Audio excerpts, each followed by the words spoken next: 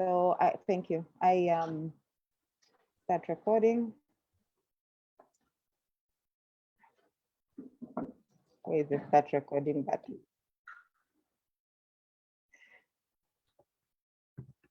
Can't find the start recording button. Record on this computer. Okay. All right. Are we set? We are set. We're on Facebook Live. If you follow me on my chat, on my Facebook timeline, you'll see me, and then maybe you can share that with in yours and let people know we are live. I'm admitting 25 people in right now. Doctor, you look amazing. Oh, thank you. So happy to finally be here. Nice to be here with you too. I feel all this mishap that was happening. It's I'm in the right place because I am with someone who can calm me down.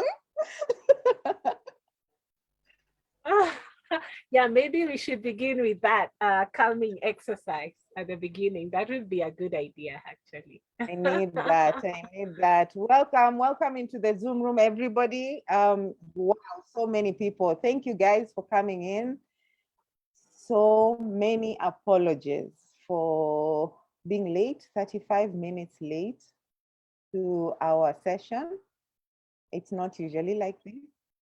But today was a different day. It's Monday. I can hide behind that umbrella.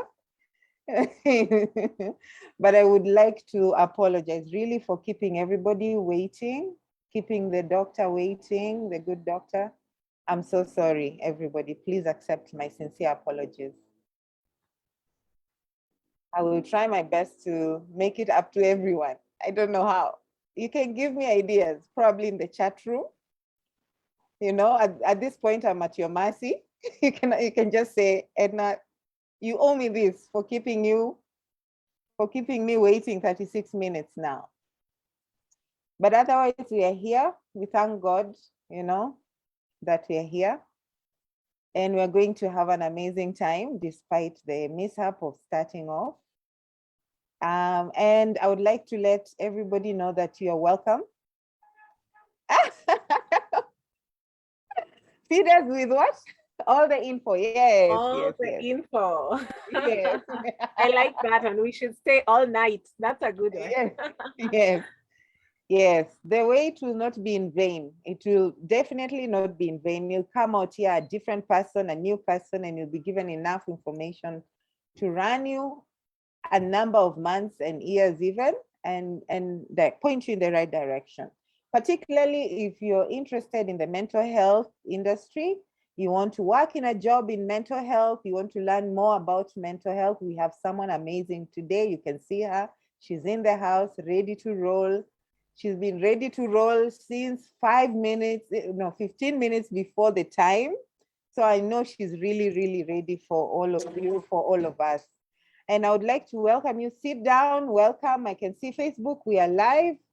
If you'd like to share with anybody who maybe didn't make it to the Zoom room, they can check us in on Facebook. My account name is Edna Semiti, and they can follow us from there. For those who are in the Zoom room, I request you to just say hello in the chat room. Salimia, help me to calm down because I know I'm a bit kidogo. Just help me calm down. Say hello. Tell us where you're calling in from. Hello, hello, everyone. Please just put down in the chat room. Hello, hello. Habari. You can unmute yourself. I see some people want to speak out the hello. Please, if you feel it's better to speak up, just speak up.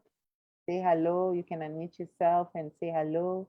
Thank you for those who are chatting us up in the chat room. Yeah, from Nairobi, thank you for coming in. Greeting all, greeting Edward here from Emerging Leaders Foundation Africa. We're also glad to have you here, as much as you're glad to be here. And thank you for your patience. Do we have one more hello before we can start? 5 minutes, just to allow people to settle down. Hello from Daystar. Awesome. Daystar is my university with a difference. That's the university that gave me my first degree, and I'm pursuing my second right there. So nice to have you here. Hello, Caroline. Thank you for the compliment. Thank you so much. Karibu sana. Hello from Geneva. Awesome. Wow. So you must be 2 hours behind us. Must be lunchtime. Thank you for stopping by over your lunchtime and to be here with us. Hello, Rachel. Thank you for being here. Final year in psychology, doctor. You can see we have students in the house. Someone from South Africa. Hi, Manju. Karibu sana. Welcome into Nairobi, Kenya. Thank you for stopping by. Thank you so much. Do we have students in university in the house? Any students, you can raise your hand or, your virtual hand, or, wave or say hello or write 111, so many options. Any that you fancy. Any students in the room? University students pursuing psychology, wanting to enter into the mental health sector? Or any professionals who want to be in the mental health section?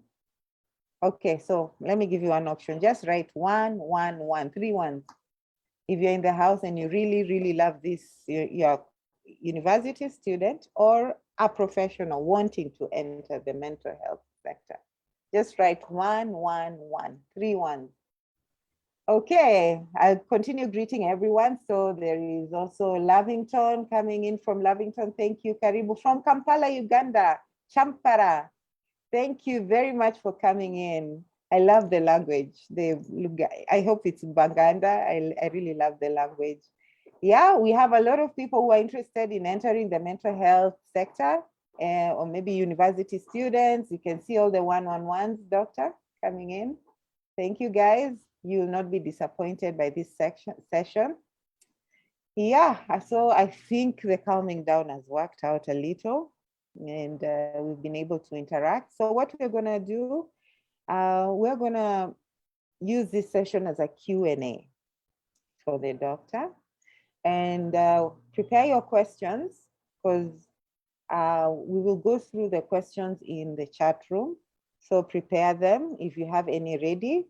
So in order to get you started, I'll allow our good doctor to say hello to us, tell us something small about herself, tell us about the nice goodies she has for us. She has a lot of surprises for us, actually. And then we can kick off. Maybe you can even just start off by saying what is mental health industry or mental health career pathway. Antasana.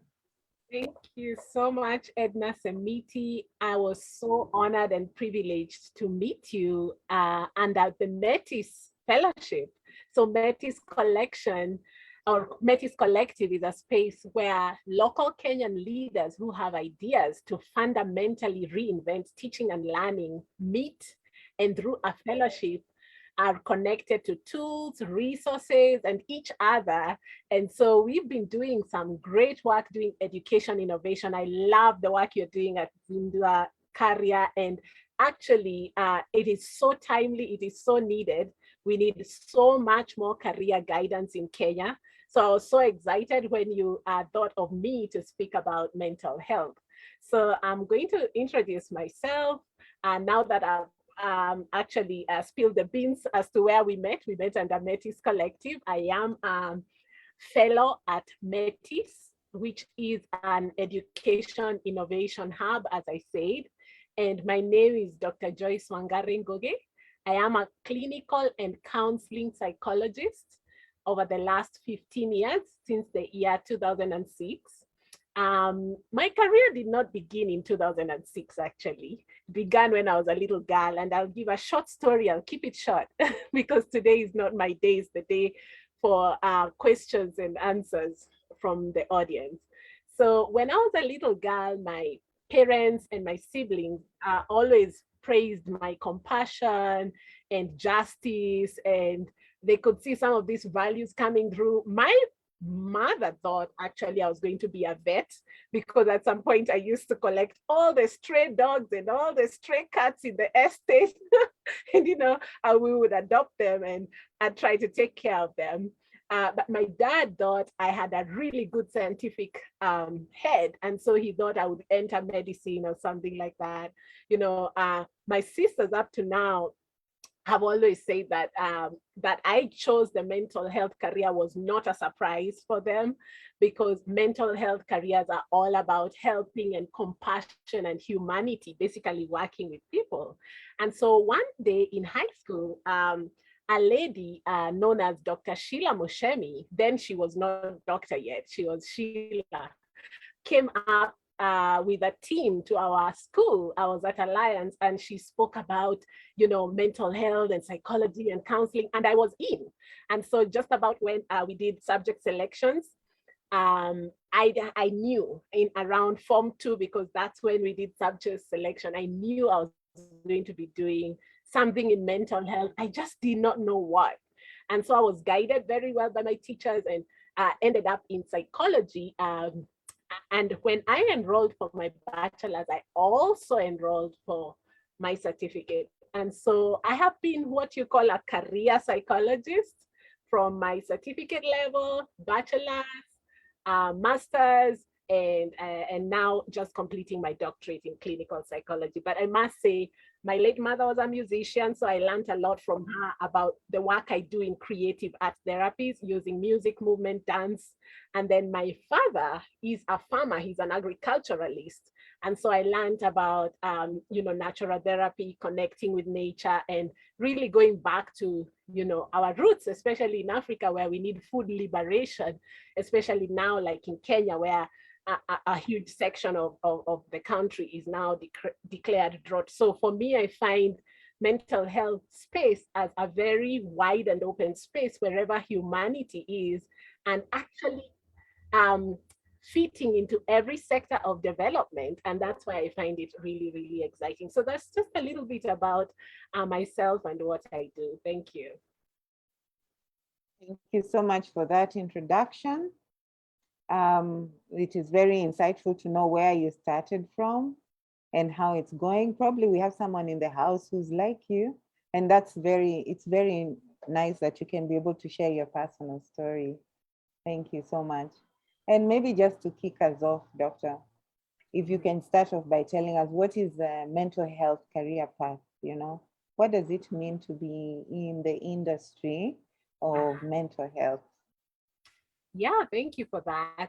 So you've probably heard the definition of what mental health itself is, but mental health is a profession whereby professionals work in various capacities to diagnose, treat, and offer medical as well as psychotherapeutic care to individuals suffering from mental illnesses and disorders, as well as preventing and promoting these mental health disorders by boosting what we call flourishing and thriving. So it's not a must that people must be suffering for mental health workers to have work to do. Also, they do a lot of work in prevention, which is actually the bigger part.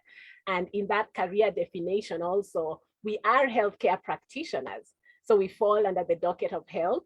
Although mental health is quite cross-cutting, and you'll find that we are social scientists, we are in the field of humanities, so social services is also another space that you will find a lot of mental health professionals. So mental health professionals are like doctors, basically. Good question. So actually, we have a variety of professions within the field of mental health, each offering a number of career paths, from very clinical work. I am a clinical psychologist, so working alongside psychiatrists who are medical doctors who have studied the brain and can actually prescribe medication. So psychiatrists do that, and psychiatrists are mental health workers, so they are doctors. However, a large majority of mental health workers are in psychotherapeutic fields such as counseling, social work, we have psychiatric nurses, We have community mental health workers. We have a whole range of HTC, what we call HIV testing and counseling professionals. So it's quite a wide array, and what actually makes it quite a diverse field as well. Okay. So let's assume we have a student who is in high school. You're aware that one of the work we do in Zinduakaria is actually to prepare young people for careers they can pursue. So I mostly attract high school students, parents of high school students, to come in and listen to us. So I'd like us to address that group first. I know we'll address the other groups later. So let's assume we have a high school student in the house and they're thinking probably this is a career they would want to pursue in the future. How would you advise them on which subjects, school subjects, they should focus on? And okay, I know we're in Kenya and we have people outside Kenya. You can focus on the Kenyan education system. If you have more information about any other education system, you can talk to that too. Right. Okay. What we used to call the 844 education is now called CBC. And I must say, being in high school is an opportune being in high school is an opportune time to explore your what you like, your likes, your dislikes, as well as a number of options for how you can incorporate mental health careers. Most likely, if you're here and you're in high school, you're probably already a member of a club such as peer counseling club, or students campaign against drugs club, or any of those that have to do with human and social services. So as I said earlier, in the field of mental health, there are a number of careers, and you can apply your understanding of the brain and human behavior using some psychological principles into, analyzing how behavior can be influenced. And so in that way, you need to be competent in a number of subjects. And so if you are in Form 2, thereabouts, or you're yet to select subjects, there's a number of subjects that you may need to look into, and I'm going to say that shortly, but also to tell you that this information is actually available in the KUCCPS portal, that is the Kenya Universities and Colleges Central Placement Service portal. They have a wonderful website, and they give a lot of information with a complete guide of what they call clusters. All right. So as you know, from high school, how you get into the next level of university is quite linear. They look at cluster subjects and what you're really good at to have you move into mental health field. And so the highest the most important cluster subjects that you need to be really, really good at. The first one is cluster subject of languages. So in Kenya, that will be English. I don't know what happened to my internet. I hope you can hear me. Working with people is inside of conversations. And so you need to be really, really good with your languages. And then the second cluster, that is the sciences. So you'll need to really have a good head for statistics. In my field, like in psychology, we use statistics in psychological assessments, what we call psychometrics, as well as research work. And so mathematics, that would be a subject you need to look into. And then, of course, all the sciences that are offered, that's biology, physics, or chemistry, or geography, So you need to look into sciences after languages. And then that cluster would be humanities. And, we have different subjects that help us get a bigger worldview. I think geography should be under humanities. So that would be CRE or IRE or HRE, things like that. And so once you are really mastering this subject, then you know that you can qualify. And I think they lowered the minimum requirement now to enter university, if I'm not wrong. So it used to be C+ for degree level, but now it's lowered as an affirmative action, because over the years they noticed that students have not been doing so well, just generally speaking. And then diploma is at C, plain. So you need to get that average score in all your subjects in order to qualify. However, now we are moving to more competence-based curriculum. So we're looking at whatever level you are, you can bridge. So another website to look into is the Kenya National Qualifications Authority website. It's a really, really nice website. I actually have it here popped up. Is a whole list of wherever you are at, you can actually join the mental health field, because if you have, for instance, a high school certificate, then you just need to see what level you are and what are the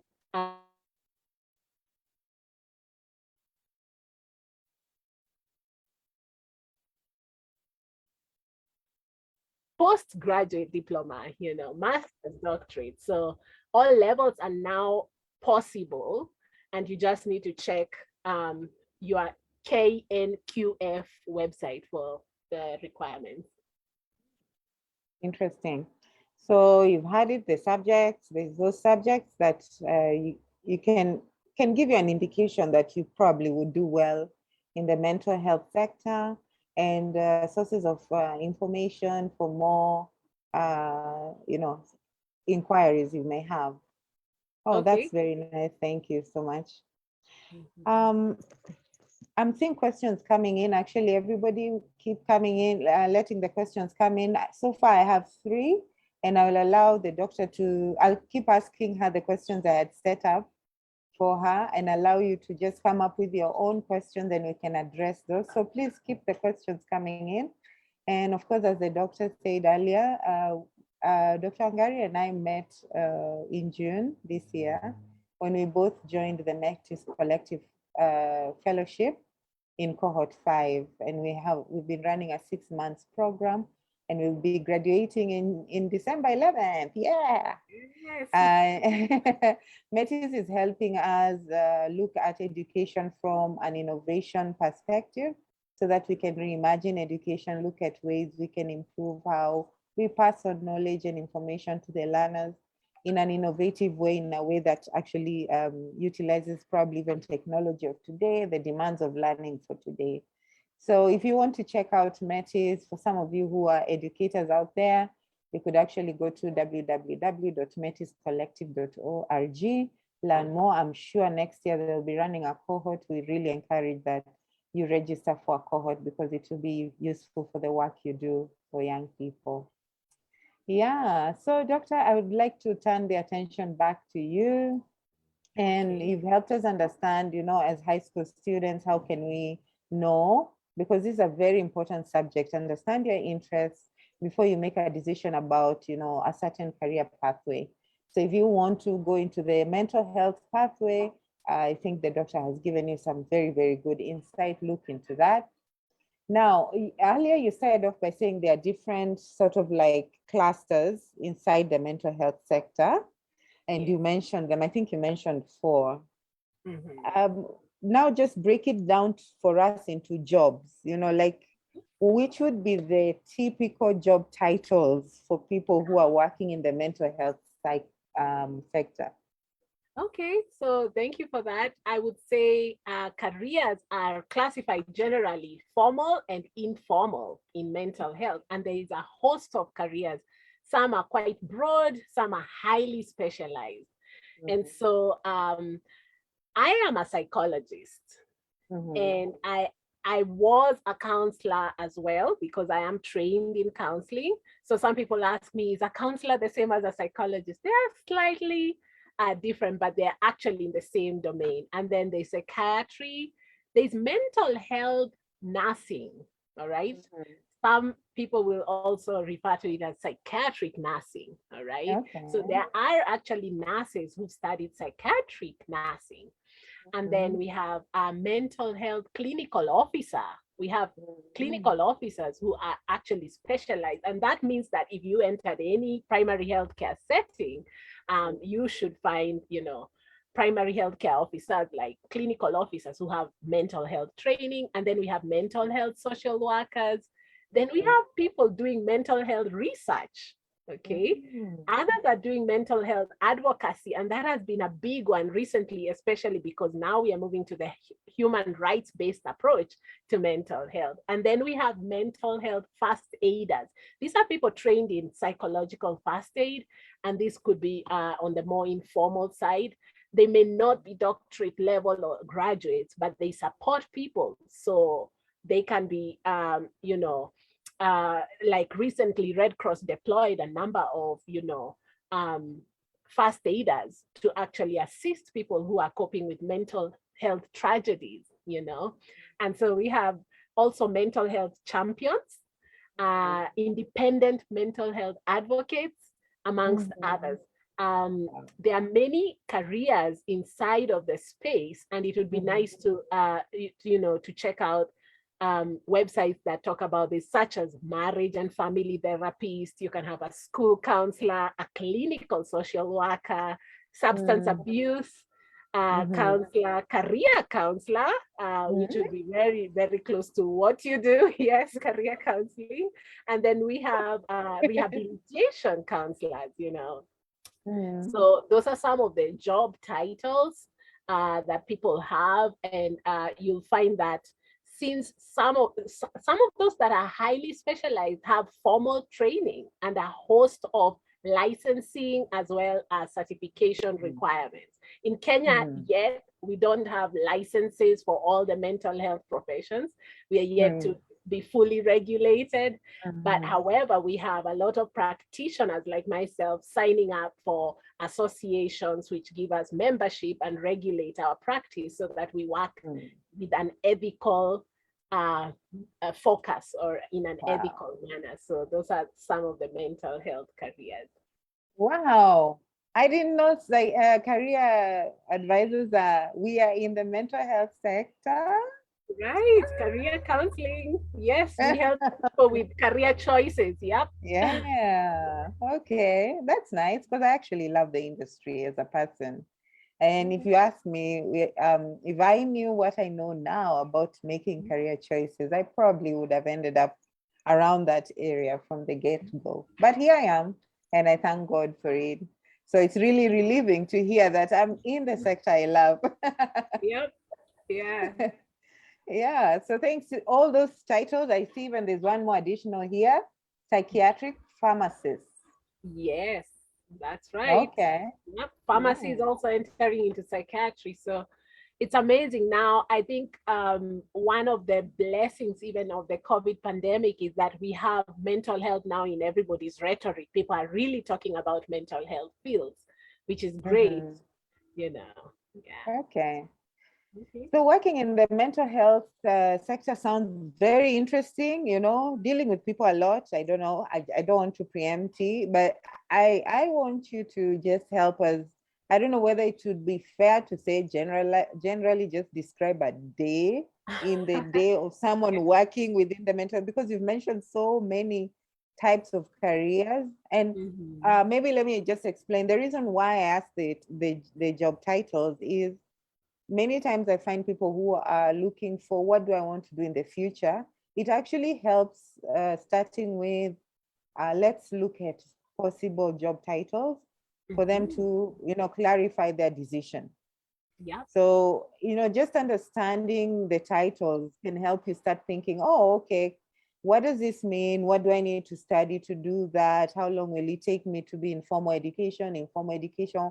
What kind of experiences should I have? So that's really good to give people that kind of insight. I hope people have written down the notes about where you can possibly work or which possible job titles you could hold if you work in the mental health sector.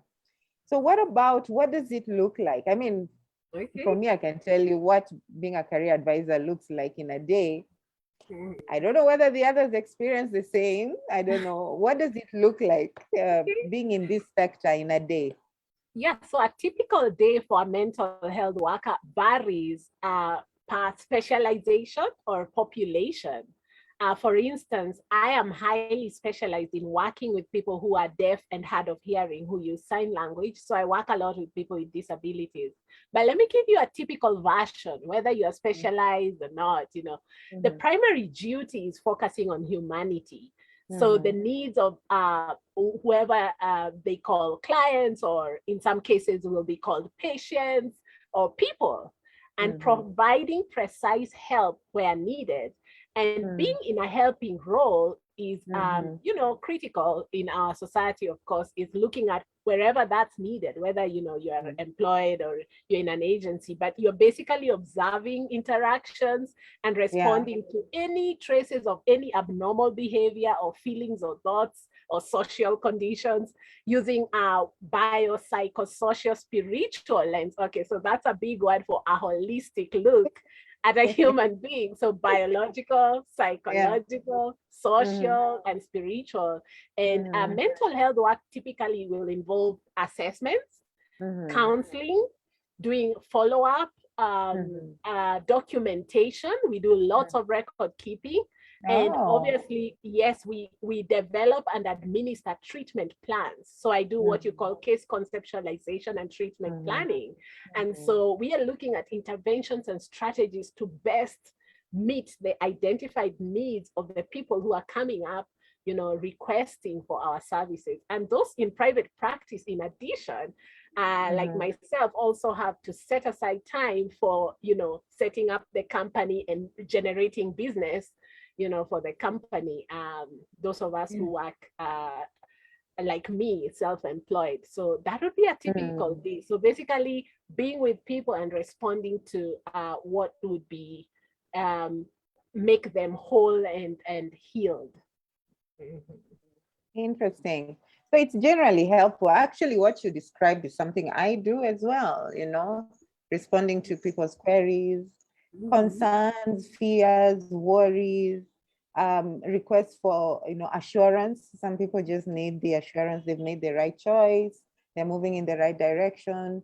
The parents, especially for their own children, they have that concern. So responding to that, I like that. And the recording bit, because you do actually need to record progress and, next steps and all that. Wow, I like that. It sounds really similar to what I do. I don't know what any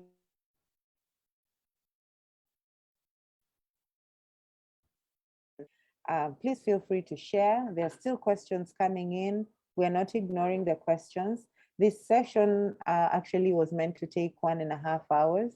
So we started late. We started at 3:30 instead of 3, and we are half hour into the session. So we'll have time for your questions.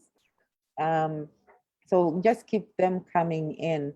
I think I'm on the last question that I had prepared for the doctor, the second last one. And the question is on the employers, Would you be able to name a few employers if somebody was saying, oh, let me look at whether the employers would be interested in employers. Oh, okay. I got the question now. Especially in Kenya, which employers hire people in the mental health sector? All right. So a lot of mental health professionals in the government sector. And I must say that some of us are employed, however, others are self-employed. And we work in a number of settings. Actually, anywhere where there are people, you'll find mental health workers. And so different settings include educational. I've been doing a lot of work in educational settings, which is actually my project under Metis, where I'm currently doing mental health interventions for scholars, So education is one space that you'll find mental health practitioners. What's happening with our high schools now, and there's a big need for mental health interventions in addressing the root causes of school arson or burning. And so different sectors, not just educational, but also clinical, that means hospitals, hospices and things like that. And then the community in general, mental health practitioners will be serving there in the community. Organizations, these are big ones, corporates. We are in different industries. We've now found our way even into the factories and looking at workplace performance and things like that. And then of course, family, which is the unit of society, very, very critical. We work in family settings as well. So wherever there are people, there will always be need for mental health. And so we Yeah. work in agencies, private practice, entrepreneurship, including even philanthropy. A lot of people entering the mental health space want to give back. So you find them beginning foundations, and their populations are probably the disenfranchised, or they'll look for, people with disabilities, or, people who have undergone some extreme situations, maybe trauma, or refugees, or forensic, or a host of different populations. And so all these places will have a need for mental health professionals. Yeah, so basically almost all employers, schools Yep. even. Yeah. Wow. So today, I think mental health has become a thing, and it's a good thing that it's become a thing, because I think before there was a bit of stigma around mental health, and it was negative stigma. So people kind of put it underwater, hid it, and now we're, with it being professionalized and even being regulated, we can be able to appreciate the fact that it can be it can actually be a profession that helps people change their lives, and people can study for it. And employers can spend money on people who are doing this, paying them to help people with their health, with their mental health. So that's really useful. Yeah. Oh, Martin Juma, hi. How are you? Karibu, I see you've turned on your video. Do you want to turn it off? Because I feel like you probably need to dress up if you want to turn on your video.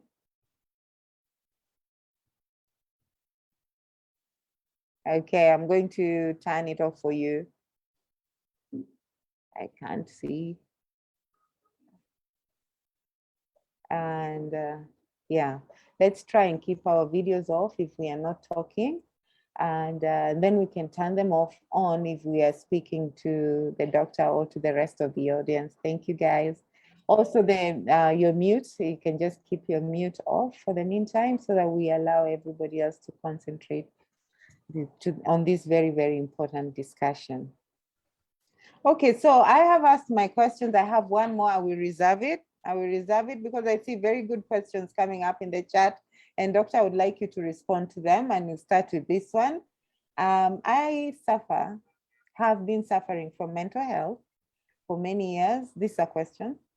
But I see a psychiatrist, which is helping me.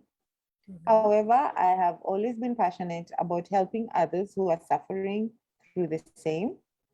I have completed a course in life coaching, but I want to know, how can I go about helping others? All right, that's a wonderful question. Thank you so much for being vulnerable to share your experience like that. And I must say that a lot of us entering the field actually enter out of that sense of fulfillment. You are helped, and so you've been given so much. Now you feel like you have a lot to give. And it's amazing that you actually attended a certification training, and that equips you with, skills for helping other people. I would say that mental health fields are diverse. And now that you already have, a certification in life coaching, you could also consider more formal training as well. It's amazing that even at your space right now, you can be a mental health champion, or I believe you are a mental health champion. And that just starts with whoever you have inside your social media circles and inside your life, beginning to educate people around you about what it is like to visit a psychiatrist, what it is like to actually struggle, with a psychosocial disability, or, have ill health because of a mental condition, So I would highly encourage you to consider mental health champion, mental health ambassador, as well as formal training. And it's actually possible nowadays to check out online trainings. I think that was another pandemic blessing that we now have a whole world of online courses such as Coursera. You can enter there and get, just from the comfort of your home, some training in, basics about mental health. You enter Allison's Futureland, any of those online courses. And in addition, you could also enter formal training, and actually, depending on what you're interested in all these different careers in mental health, you can pick one. Of course, I'm a psychologist. I might be biased and ask you to become a psychologist like me, but it's a really wide open space, and we do not have enough capacity. We actually need many more people trained at a high level so that we can have more of this help available to more people. At the end of the day, we prevent deaths, we raise the quality of life, and that's what we are all about. So we need to make this more available to more people. Wow, awesome, awesome. There's another question here. How is the future of mental health field looking like? All right, that's a good one. So I define myself as an optimist. So I am an Afrofuturist and an optimist. And I actually prefer to see the glass half full. We've had many challenges as an industry, and I'm sure this question is coming from somebody who's been in the industry or has observed, the many challenges, especially because of lack of regulation. The biggest being that we have a lot of malpractice going on in the field currently, and it's really sad to report that sometimes some people go to someone thinking they'll get help, but maybe they get abused because we don't have a very formidable system to make sure that those who are quacks are actually put out of practice, and those who are well qualified and keeping up with competence will continue to be competent. So for me, I would say it is both an individual and a collective responsibility in Kenya to actually create the future of mental health industry that we want to see. It's definitely going to grow. If you look at any polls that are talking about careers that are going to grow, that are not about to be obsolete, mental health is one of them, because we call the social revolution. I mean, we are no longer in the industrial age when people used to go to factories. Now we've moved, and in the industry, we are talking about using work as a tool for revolution. And so we're in the business of transforming mindsets. And so it's an opportune time for us to actually come in and ensure healthy, thriving, and flourishing communities. And so that our country's development is not compromised because of mental disorders or mental conditions. Yeah, there must be some kind of regulation probably in the future. Yeah, And professionalizing it further, probably more courses, which was one of my questions, more courses in universities that qualify mental health practitioners. How do you think that technology is impacting the way mental health practitioners would be able to provide their services? I think we have this meeting today because of technology. And so we've had quite an amazing opportunity, technology being a vehicle to introduce telecounseling, telehealth products. For instance, now I can put up my ebook on Amazon and actually have people all over the world reading about the situation in Kenya, And with technology today, of course, I've seen my good mentor from South Africa, Dr. Mandu Selepe, is here. And so we have this interconnection globally, and we are now a global village. I feel like with technology, we now have many more opportunities, even for other investors from other countries who would like to partner with us. So we've had many partnerships that are across geographical boundaries because of technology. And this is actually something we need to really rein in on.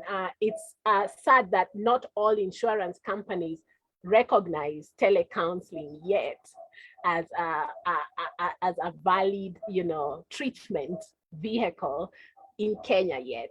But very soon, hopefully, we will get there once we get a mental health insurance policy that can lay out, the protocol for how telecounseling is done. And we already have some guiding documents, but I think we can even do better with better regulation.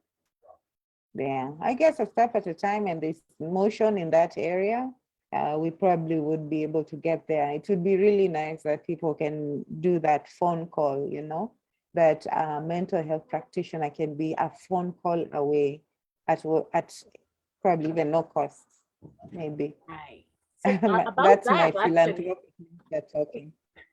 about that, there are functional mental health helplines available in Kenya currently. There's been a Oh, big growth in that space, yes, and you can get a pro bono service offered for free because a lot of organizations are now funded or highly subsidized, and they use the community model to ensure low cost mental health care is accessible to all kinds of people. And of course, we also have internship sites requiring students to complete a number of counseling hours. And usually these are also typically provided for free. These are one of the most quality counseling centers because, these are students under supervision and they need to pass their exams. And, we use the hospital teaching model where, students on attachment or locum or internship can do that. But actually, some of the hotlines are such as the Red Cross, 1199, among others.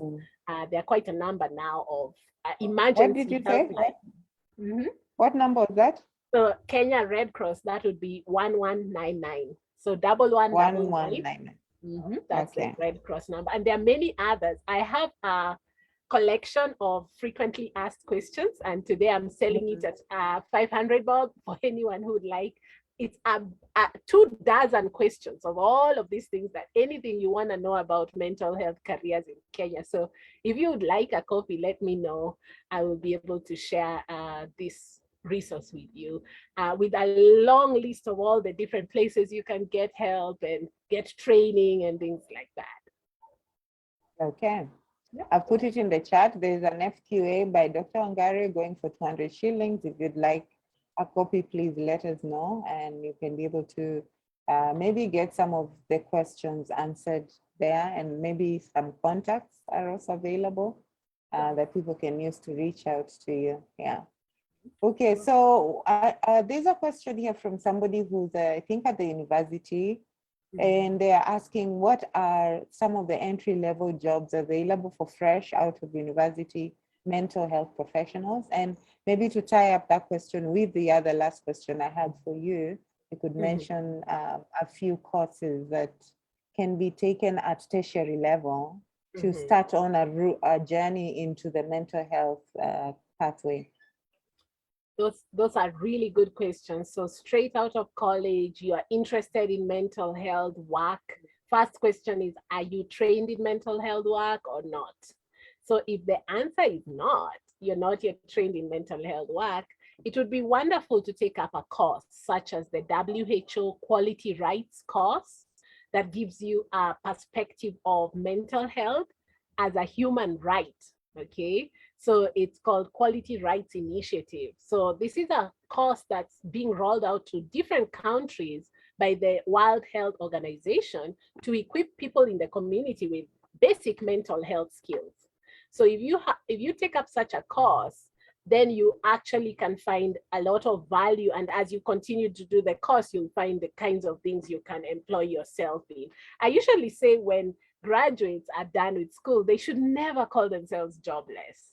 There's a language that, is disempowering. You should just look at your networks and begin to see that now that you're equipped with mental health and knowledge, how can you be an ambassador or a champion? Look at your circles, whether religious or educational circles, work circles. You belong to several WhatsApp groups at least, So that would be a good place to start. And pitching your brand, creating your profile and pitching it to people will actually help you to be of service and to be readily available so that people know they can call on you for greater success in school or for greater fulfillment in relationships, or whatever you are interested in that space. Maybe you want to help people quit addictions.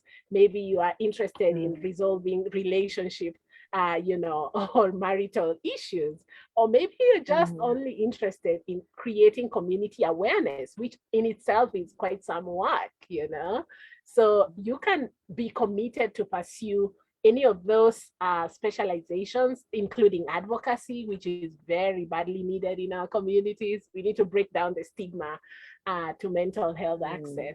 And so find yourself employable by just coming up with your own profile and your own portfolio, and positioning yourself in places where, you know, people will strategically ask for your help. So I would say create your portfolio, make it strong, and also consider, of course, going for formal training in mental health. That way you're quite valuable, and you can even join, you know, communities for greater, you know, functionality or benefits as well. Nice, thank you. So we have a comment here. Wairimo is saying, I'm actually an administrator at a psychotherapy practice, Toulouse Consultancy. So I resonate with the day-to-day tasks like record keeping Dr. Wangari is talking about. So that's someone agreeing with what you said. Odhiambo is asking, please share the Metis link you've mentioned so we can check it out. Yes, I already shared it. If you just scroll up the chat room, Odhiambo, you're going to see it. Okay, we have a question from Uganda. How can a psychologist from Uganda get a mental health job in Kenya? Interesting. I like that. So maybe it would be a good time to also talk about your networks, you know, the groups that you have on Telegram and on WhatsApp. Sure. Maybe they can join. Yeah, good idea. I actually run several platforms. One is called Humor for Resilience. The other one is called Forum for African Psychology. So I think that one will be relevant in this case. So it is actually a global village now. And so long as somebody has something to offer in any part of the world, there will always be need and demand, you know. So I would say first thing, to be formally employed in this country, you need to check out the KNQA website, Kenya National Qualifications Authority, because of the equivalencies of transferring your qualifications into this setup, all right? And so now when you're considering where to work, a lot of information for Kenyan agencies is actually online. And they will be friendly to consider, you know, East African citizens or African citizens or global citizens, so long as, you know, that job can allow for that. And it would be nice to check those jobs that are not strict on citizenship or can accommodate you who's coming in from Uganda. Another way to look at it is also entrepreneurship, really creating formidable partnerships. At the Forum for African Psychology, we are now championing indigenous interventions that work, that are relevant for our communities. A lot of the education that has been in psychology, counseling, or in mental health has been sadly quite Western and foreign. Psychology is one field that's quite new in Kenya, just about 52 years old for a profession that's relatively new. It started in 1979 in Kenya, so it's not been here for very long. So I must say that actually, we've not had enough time to really look at what works for our setting.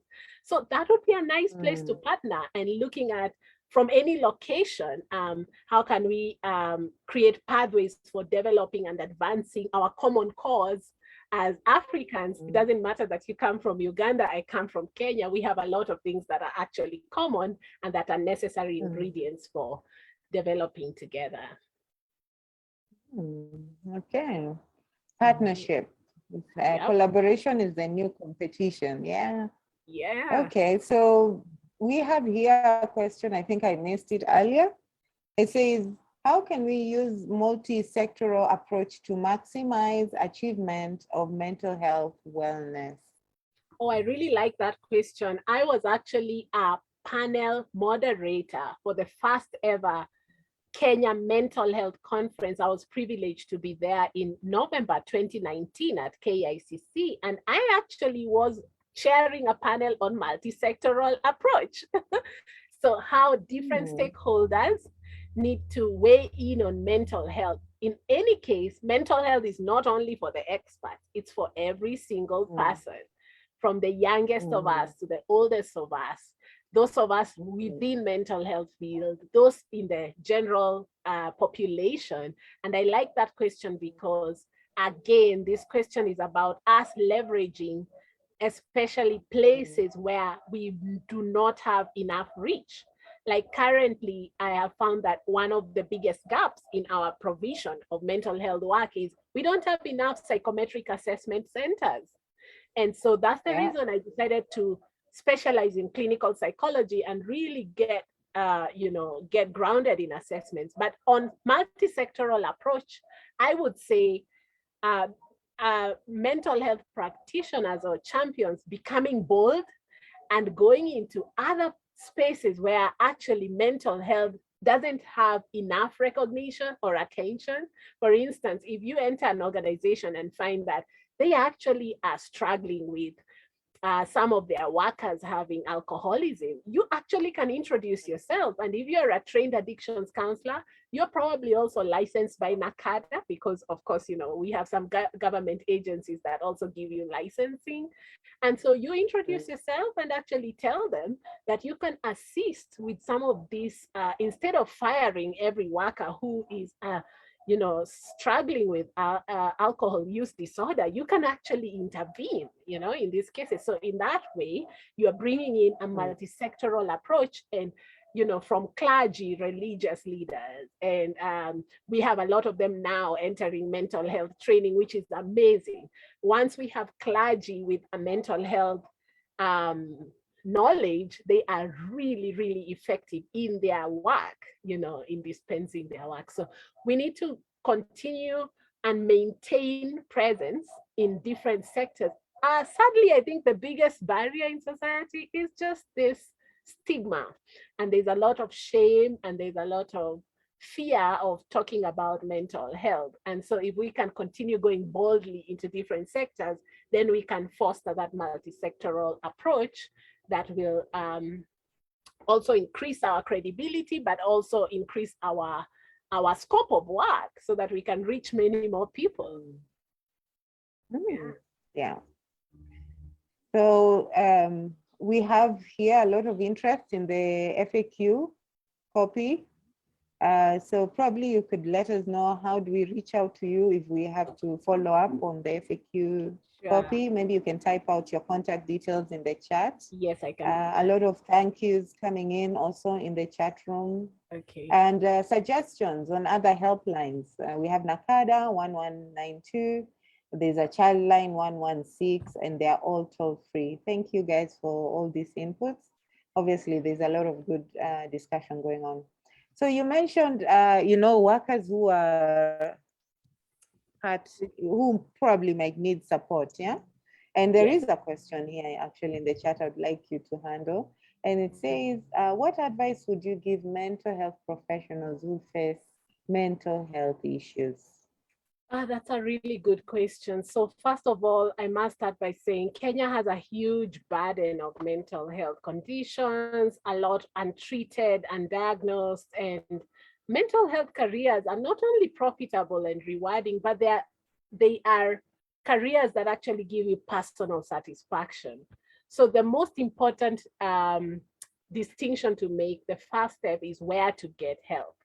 And it's good to have, awareness of which questions to ask. If you check out, a mental health practitioner and you contact them, you need to ask them, their background, their experience, what their qualifications are, if they have any licensing from any agencies. I already mentioned there are some agencies like NACADA or NASCOP, which also license counselors or mental health workers.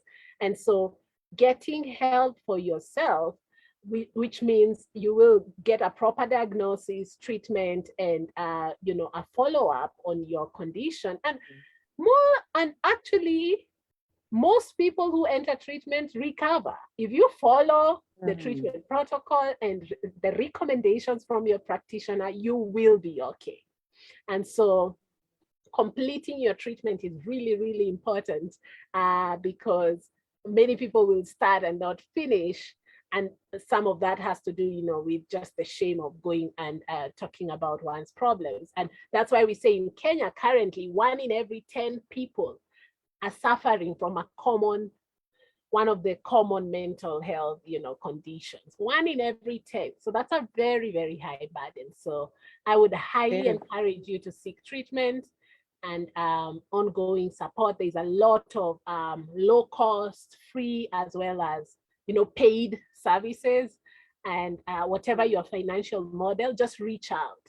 Some people will say, oh, I won't go for free services. They may not be quality. So then you can also look out for, those services where you actually pay. But I must say that increasingly, if you also learn to advocate for yourself, you can actually have a better time, because you can tell your friends and family that now you're undergoing treatment and you're trying to achieve optimal health and wellness. Yes.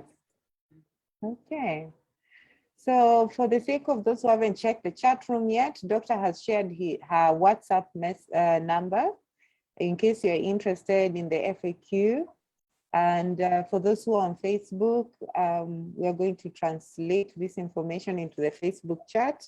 And anyway, this recording is also, this session is also recorded. We're going to put it on YouTube, and the messages will be translated. So Doctor's number is, the WhatsApp number is +254 717 736524. That's +254 717 736524. In case you want the FAQ guide, it's called the FAQ Expert Guide on Mental Health Careers in Kenya. In case you want it, please send our WhatsApp message and you will be able to get the assistance. Okay, I have a long one here, a long question, and I think it's also a comment, so I'll just read it out. It says, I'm a person living with mental illness who is a mental health champion, currently administering psychoeducation, encouraging people to access psychosocial services in my social media platform. It's been provided there. I'm a recent graduate with a background in communications, working at a psychotherapy practice as an administrator and communications person. My dream is to become a neuropsychologist, making it all the way to doctorate level so I can get into academia. What learning pathways, courses do you recommend I pursue? Did you get that, Doctor? Yes, I got it. Thank you so much. Wow, I just admire the power of, this generation and social media as a revolutionary tool for mental health advocacy. Amazing, commendable job. Keep doing that. So on your question on neuropsychology, that's a highly specialized field in Kenya. I've only met a couple Kenyans who are actually in that field. And I must say that a lot of us who are interested in neuropsychology have to go abroad because of especially the machines for the fMRI, the brain scans and things like that. It can be quite a technical field. And I'm not sure that there's a training yet in Kenya. If anybody here knows of any, let me know, but I've not heard of any. I worked under a neuropsychologist, my most recent job, but I did not see that we have any such training yet. So hopefully, if you can get trained from another space globally, maybe you can come and introduce the specialization here. Neuropsychology is such an amazing field because it goes into the biological basis of behavior, really looking at the brain functions, things like language, memory, breaking that down and helping us really understand how our brains work, which will inform a number of ways in which, we operate and how we can also, run programs such as marketing and things like that if we understand brain functions. So thank you for that question and all the best in your ambitions. All dreams are valid and your dream is going to come true. Okay, so I have one last question which was put in during the registration process.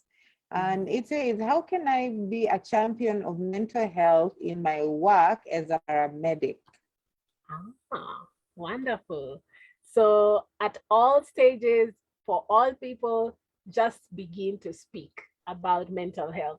I find that whether or not some people are trained, some people are just naturally gifted and a lot of us actually enter the space because of our gift.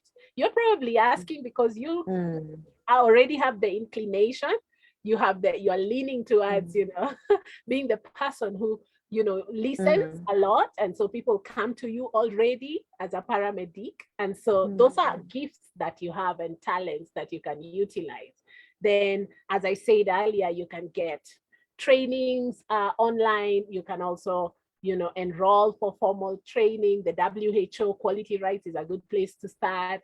And then you can get a mentor to actually work with you. I do lots of mentorship in the same space, and I'm also offering free 15-minute consultation calls. So if you want, just text me via WhatsApp on the number, and we can talk more about that. I think it would be really, really nice that paramedics had an idea of, dealing with mental health stigma, mental health conditions, mental health emergencies.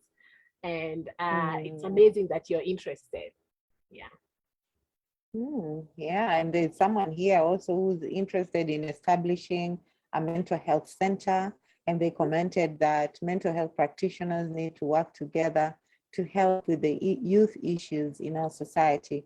There is an air of hopelessness, and this can be worked on. I really like that, and I agree. We need to come together. I highly recommend group practice, that you're not just working alone, because our work is heavy going. Sometimes you need a team.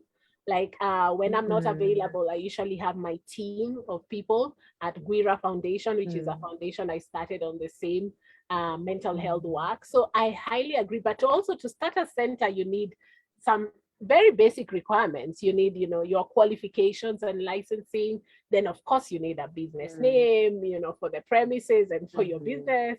And you need to file a book of accounts and submit that to the registrar's office for tax purposes, so that you're operating above the law. So those are just some of the requirements for that. But on top of that, please register with a professional association. It's really critical in also ensuring that you can eventually be accredited to, for instance, once you have the training, you can also offer continuing education, which is very critical for our field. Our field changes a lot. So practitioners need to do continuing education so that they are abreast with all these contemporary knowledge that every day is being written in journal articles in academia. Every single day, there's new knowledge all the time. Yeah. Do you have a link that people can use to, get in touch with you on for booking for the free session? So I would say it would be nice. It would be nice to actually just hit me up on my WhatsApp if you have the app, or call this number. And my website is wangari.africa. Somebody just inboxed me about the online courses. All right, somebody wants the online courses, they inboxed me right now. I mentioned a few. The WHO Quality Rights course is a good place to start. If you have no idea of, especially mental health from a human rights perspective, really, really critical. And then I also mentioned Allison, so I'm just typing them up. I mentioned Futureland. All these have really good courses by Yale and other Ivy League institutions. You can get almost free or highly subsidized, courses. And these are online courses. And on top of that, like I did a course with Futureland on COVID-19 and mental health, which really helped me get a perspective of, this new pandemic. Nobody has been in a pandemic, even us practitioners. So, you can get a lot of these mental health online courses, but it's also advisable to do, formal training, which is usually blended. It's not only online, but sometimes you'll be required to be there physically, because, it's a course about human interaction. So, you'll be required to go and assess people in person and things like that when you do formal. Wow. This is so informative. Caroline, you're asking what is the name of the WHO course? I think the doctor has put it in the chat room. It's called WHO Quality Rights. Yeah. Yes. Please check it out and all the best there. Well, I think we've come to the end of our session, Doctor. And you have given us so many gems. You've helped us. I'm sure none of us are walking away empty-handed or without information. I mean, with the information that brought us here today. I don't know if you have any parting shots for aspiring mental health practitioners, those who are still trying to clarify their priorities in the career pathways they want to follow. Just any parting shots that you have for us.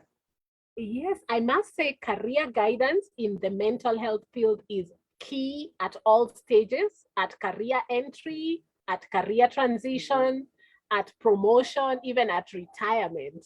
And I know a lot of us are going to be joining the field if you haven't yet. And those of us who are in the field have had some ideas on options for advancing within the field of mental health. So our work is major, it is very unique. It's highly satisfying, quite fulfilling, I must say. A lot of us join the field for just that sense of personal satisfaction. It is actually priceless. The personal fulfillment you get when you're actually able to be of service to people, human beings, is what you'll find many of us calling ourselves wounded healers, because a lot of us are entering when we see the brokenness of our families, of our communities, and we're trying to make a difference in the lives and well-beings of others. So it's also a career that gives flexibility. So I urge you all to highly consider joining and enjoy the multiple benefits of being a mental health practitioner, a mental health champion, as well as advocate. You'll get a lot of opportunity for additional skills and knowledge. I also realized that people help for different reasons. And you can actually, in whatever your personality and whatever your knowledge, you can actually develop yourself. This is one of the careers that gives a very unique opportunity, not just for professional development, but also personal development. It's one of those careers that does not leave you the same. You've got to transform also the person you are, which makes it a beautiful, beautiful career. So you're very welcome to join us. Thank you. Thank you for that parting shot. We've learned a lot and we will follow your advice. I want to bring this conversation to an end. And I want to thank you, Dr. Wangari, for taking your 90 minutes, almost more than that, since we started quite late, to educate us, inform us, open our eyes, encourage us, and just share with us something that probably would have paid a lot to get the information on. You've done all this for free, for love that you have for this job. We really want to appreciate you. Please feel appreciated. And I wanted to say, I really love the symbol of that tree behind you there. I don't know whether it's a symbol of the job. You can see the roots. Okay. Yeah. Thank you. I really love it. It's amazing.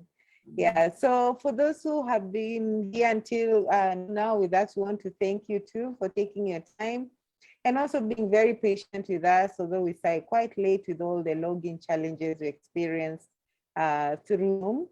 We thank you for your patience. Thank you for staying on. Thank you for your active participation. This chat was brought to you by Zinduakaria. It's up here, the name of the company. And my name is Edna Semiti, actually the founder of Zinduakaria, the proud founder of Zinduakaria. And I started the company in 2018 for purposes of providing career education, information, advice, and guidance to school-going children and young adults under 35. Our main goal being helping young people understand where they can be in the world of work, number one, to reduce the number of young people who are not in education, not in training, not in employment, because they are probably confused or experiencing some challenges, and also to increase the number of young people who are active participants in the labor market. So a number of things we do includes providing information that helps people understand a career pathway, and today is one of those. What Dr. Wangari was telling us would help you understand the pathway of mental health in a deeper way. So feel free to join us on our social media platforms. We go by the name of Zinduakaria. We also have our website. It's on the chat. It's on the screen, www.zinduakariaafrica.org, and you can learn more about us. This recording will be on our YouTube channel, Zinduakaria TV. As soon as you can go there to YouTube and subscribe and see all the other resources that we've put up there. And as soon as we load it up, you can watch it again, even keep the notifications so that when we post more videos, you can keep yourself updated with the career information that we give. With that, we want to say thank you. Thank you, everybody. You're very much welcome. We can see a lot of thank yous coming in, Doctor. Maybe I can read just a few. So very insightful. Thank you, Daktari and Madam Edna. You're very much welcome. This is great information coming from you this session. Thank you very much. Thank you, Dr. Joyce and Edna, for this very informative Sorry, session. the FAQ is 500, not, sorry, the FAQ is costing 500, not 200. Oh. But that's okay. Oh, that was my mistake. I wrote 200. Sorry, apologies for that. It's 500. Okay. Okay. Thank you so much for that clarification. So let me just read out the thank yous. The FAQ is 500 or $5. Keep up, Dr. Wangari and Edna. Thank you, guys. Thank you, Edna and Dr. Wangari, for the information. I'm honored to always have a sharing from you, Doctor. Be blessed. Thank you very much, Edna and Dr. Wangari, for this very informative session. We really appreciate everyone. We appreciate you, Doctor. Thank you for coming. Go out there, shine, do your very best, do the very best, be the very best version for yourself. If you need general career guidance, advice, you can see us. If you need career advice on the mental health sector, please contact Dr. Wangari and she'll be of assistance to you. So with that, I would like to say ciao to everybody. Have a lovely afternoon. Those of you who are in +3 GMT. And in the other zones, still have a nice afternoon. And we will see you later when you engage us in our next session. Thank you. Bye, everyone. Thank you. It was a pleasure. Bye.